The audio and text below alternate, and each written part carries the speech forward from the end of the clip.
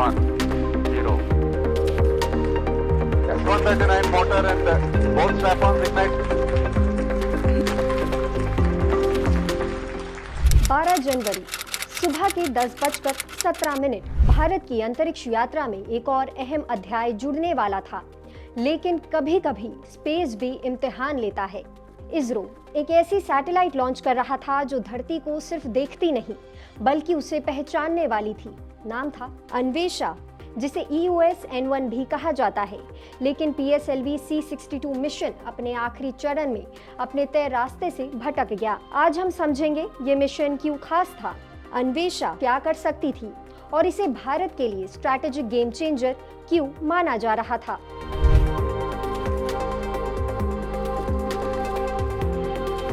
PSLV C62 rocket ने पहले और दूसरे स्टेज में सामान्य और स्थिर उड़ान भरी, लेकिन जैसे ही तीसरे स्टेज का अंतिम हिस्सा आया, रॉकेट में अनएक्सपेक्टेड वाइब्रेशन और डिस्टरबेंस दर्ज किया गया।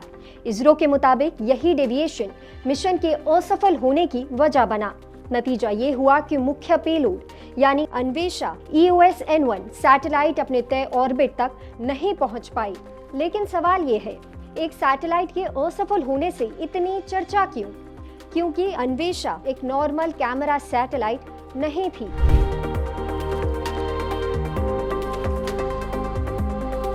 अन्वेषा को सन सिंक्रोनस ऑर्बिट में स्थापित किया जाना था। इस ऑर्बिट में सैटेलाइट हर बार धरती को एक जैसी सूरज की रोशनी में देखती है।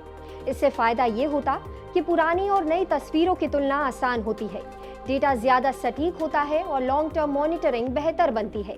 इसकी तय ऊंचाई करीब 505 किलोमीटर और इंक्लिनेशन लगभग 97.5 डिग्री था। लेकिन असली ताकत इसका कैमरा नहीं बल्कि इसकी नजर है।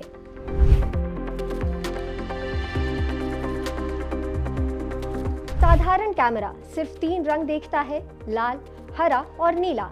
लेकिन हाइपर स्पेक्ट्रल इमेजिंग सैकड़ों लाइट बैंड्स में डेटा रिकॉर्ड करती है। यानी अन्वेषा ये सिर्फ ये नहीं देखती कि नीचे क्या है, बल्कि ये भी पहचान सकती है कि मिट्टी है या कंक्रीट, पानी है या छिपा स्ट्रक्चर, वाहन है या कैमोफ्लेज। यही वजह है कि इसे अर्थ ऑब्जर्वेशन का नेक्स्ट लेवल माना जा रहा था।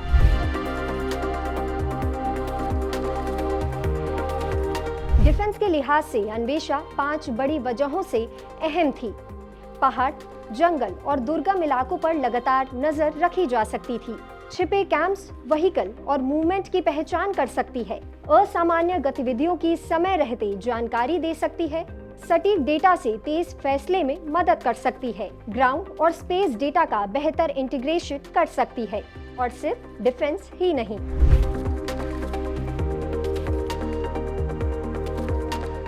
इसरो के मुताबिक इस सैटेलाइट का डेटा इन क्षेत्रों में भी इस्तेमाल होना था। एग्रीकल्चर मॉनिटरिंग, सॉइल और crop health analysis, water resources, environmental changes और पॉल्यूशन ट्रैकिंग। भारत अकेला देश नहीं है जो हाइपर स्पेक्ट्रम सैटेलाइट पर काम कर रहा था। नासा ने EO-1 हाइपरियन लॉन्च किया, ESA ने प्रोबा-1 मिशन चलाया, इटली ने प्रिज्मा, जापान ने हाईसुई और पड़ोसी देशों की बात करें तो चीन ने गुआफेन 5 जैसे सैटेलाइट तैनात की। पाकिस्तान इस दिशा में एक कदम आगे निकल चुका है। पाकिस्तान की स्पेस एजेंसी सुपार्को ने 2025 में HS-1 hyper spectrum earth observation satellite सफलतापूर्वक लॉन्च किया है। ये पाकिस्तान की पहली हाइपर स्पेक्ट्रल इमेजिंग सैटेलाइट है जिसका इस्तेमाल agriculture, water management, environmental monitoring और डिजास्टर प्लानिंग में किया जा रहा है।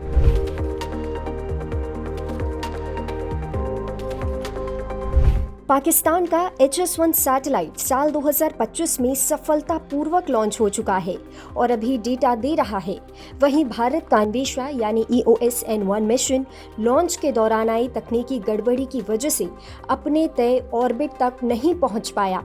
पाकिस्तान के मामले में सैटेलाइट को सुपार्को ने डेवलप किया है और इसे चीन के लॉन्च सपोर्ट के जरिए अंतरिक्ष में भेजा गया। भारत ने अन्वेषा सैटेलाइट खुद इसरो में विकसित की और इसे पूरी तरह स्वदेशी PSLV रॉकेट के जरिए लॉन्च किया गया। पाकिस्तान का HS-1 मिशन मुख्य तौर पर खेती, पानी प्रबंधन, पर्यावरण और आपदा निगरानी जैसे सिविलियन कामों पर केंद्रित है। वहीं भारत की अन्वेषा सैटेलाइट सिविलियन उपयोग के साथ साथ रणनीतिक और रक्षा स्तर की निगरानी के लिए भी डिजाइन की गई है।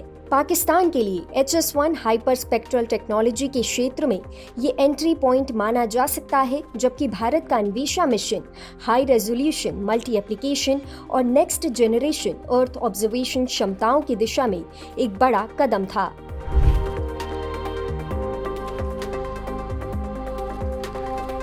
अन्वेषा का मिशन ऑर्बिट तक नहीं पहुंच पाया, लेकिन इससे रिमाइंड होता है कि स्पेस मिशन में हर सफलता से पहले कई असफलताएं भी आती हैं। PSLV आज भी इसरो का वर्क हॉर्स है और यही रॉकेट भारत को स्पेस पावर बनाता आया है। अन्वेषा भले ही आज अंतरिक्ष में ना हो, लेकिन इसका कंसेप्ट भारत के फ्यूचर मिशन की नींव जरूर बनेगा। दो पड़ोसी देश हाइपर स्पेक्ट्रल कैपेबिलिटी में आगे निकल चुके हैं। भारत का मिशन इस बार भले ही पूरा ना हो पाया हो, लेकिन टेक्नोलॉजी की रेस में भारत का मिशन ज्यादा एडवांस है। यानी फर्क सिर्फ मिशन सफल या असफल का नहीं है, बल्कि इस बात का भी है कि भारत किस स्तर की टेक्नोलॉजी और किस विजन के साथ आगे बढ़ रहा है। इस खबर पर आपकी क्या राय है, हमें कमेंट सेक्शन में जरूर बताएं और ऐसे ही अपडेट्स के लिए देखते रहें जी बिजनेस।